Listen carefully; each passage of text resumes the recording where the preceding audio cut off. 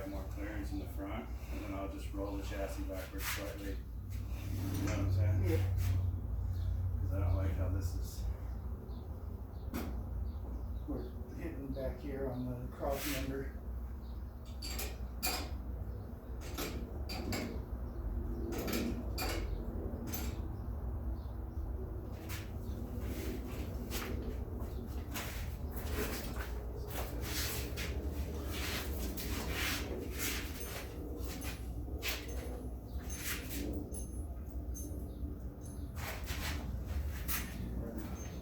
Getting closer.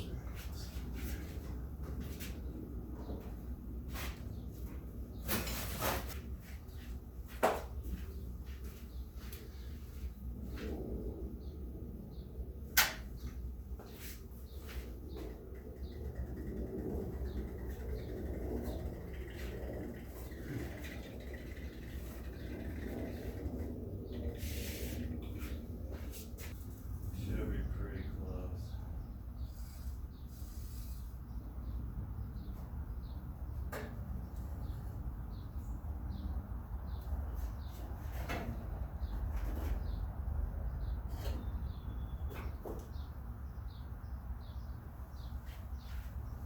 I'm not sure.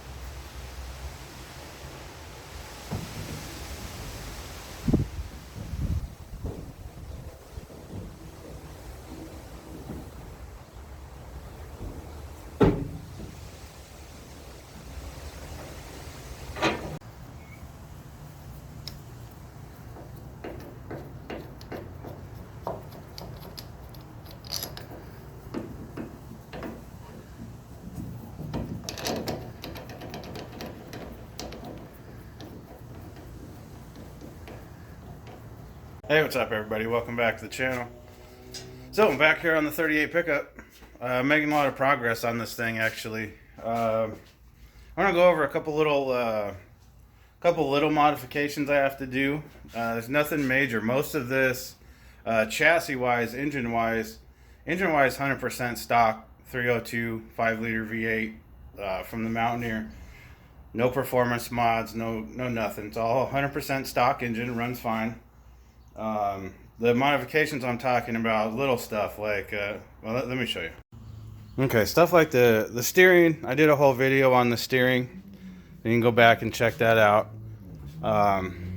This is the 38 steering wheel, and all the lower from the cab forward, that's all Ford Explorer.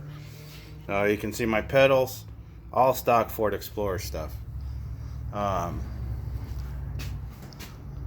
Even using the stock throttle cable for the Ford Explorer. That's what I'm working on today. Originally, this had a big elbow here, and the throttle body was like over here somewhere. I'm putting the throttle body this way, which puts the throttle linkage down here at the bottom. Now, the way that this was originally set up, see if I can get it to sit here. So the way this was originally set up was this pin was actually kind of over here, and it was, my cable needs to pull straight this way. So with this ball being, it was pretty much on the center line, maybe even just this way of the center line of the shaft. So it made it really hard to pull. And when I did it on the 39 truck, we ended up with an issue where the very first movement of the throttle was hard to push. And if you're not used to it and ready for it, it's real easy to put too much, and then it pops open, and you give it a lot of throttle too easy. So I want to make sure I don't have that issue on this truck. So I had to cut that.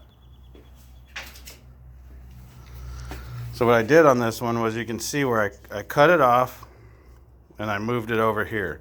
I kept the same distance from the center to the center of the shaft, but that way, instead of it trying to pull across the center of the shaft, it pulls from up here. It's much easier to push that way. So hopefully that solves our issue. So my plan is, because this needs to be here, and I'm going to put a bolt in. Let me go and put a bolt in here so it stays.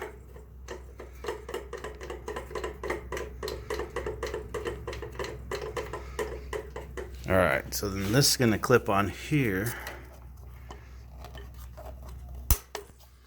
And my throttle cable will pull straight from here like this. So I need to build a bracket to hold this. And what I'm thinking about doing is, I have the original throttle cable bracket. I'm going to cut this and use that end piece, but what I think I'm going to do is build a bracket that will mount to these two lower bolt holes for the throttle body, drop down slightly, and come out here, and I can cut this piece of the bracket off and attach it and build myself a bracket, and then this cable will sit just like this. So that's what I'm going to work on today.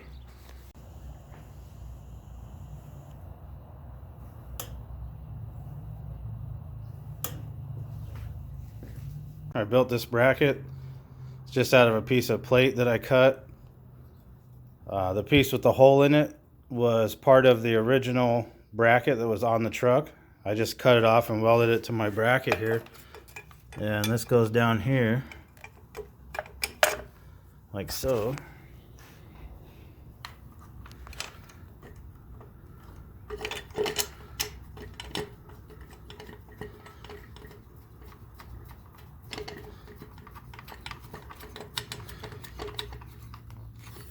So that goes there, and then throttle cable goes right through.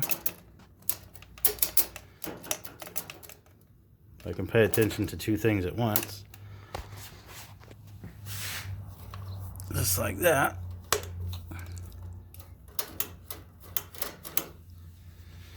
And that was pretty much all I had to do for the throttle. Move that. You can see where the push line, it was back here farther, so it made it hard to push the throttle open. Not too bad. It came out pretty good. So that brings me to my next issue, the shifter. This truck doesn't have a shifter yet. I know Alan doesn't want to use a B&M ratchet shifter with all the lockouts and he's not into all that. So we're looking for simple. I'm trying to come up with a very simple idea.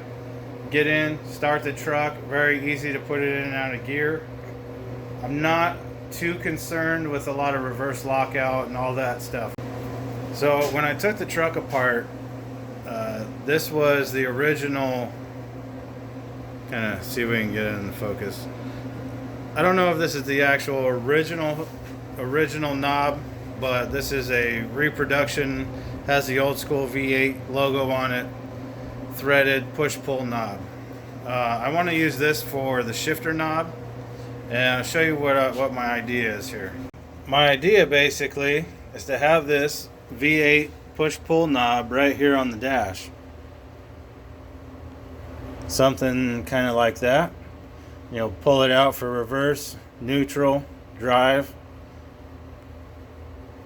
Something real simple. That's kind of what I'm thinking.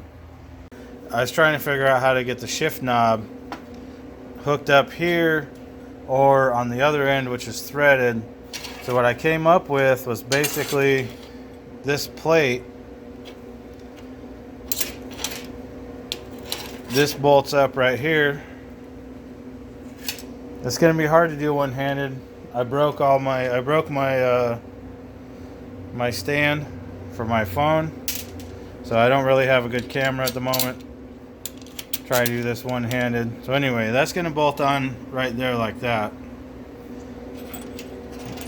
This was one of these bolts. Okay.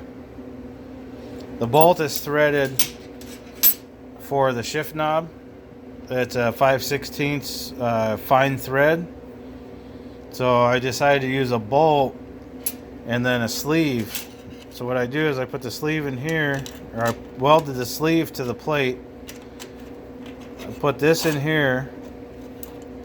This hooks into the shift cable, and my knob screws on to the end of there. And push-pull action seems to work out pretty well.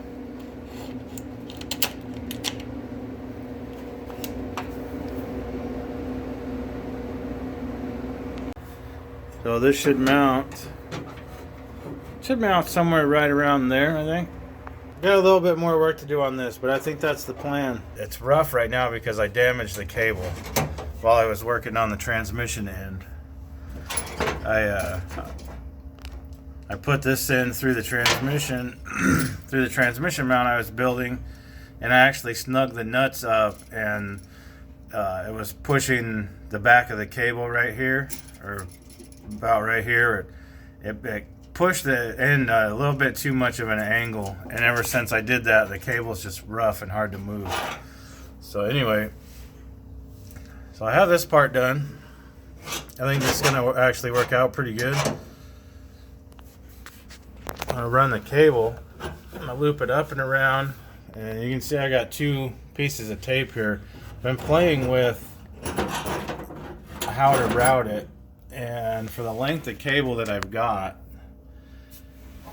and where it's going on the transmission, going up and over the top of the brake assembly and down here, I'm thinking about going out right here, because I can just continue this loop kind of like this and out the bottom of the floor right here, right out the bottom corner, and then it's gonna loop and turn right around, and it connects to the transmission right over here. So kind of like, it's gonna do kind of like this kind of loop under the cab. Okay, so I went ahead and got a new cable, and it's much better now. I got the exhaust pipe back in. I got plenty of clearance. It's got less curves in it now than it does in the package when you buy it. So this is what I ended up with. Reverse, neutral, drive. Pretty simple. I also did a couple other things. I went ahead and got new master cylinder on. Excuse me. Got a new master cylinder on. I got my brake lines plumbed in.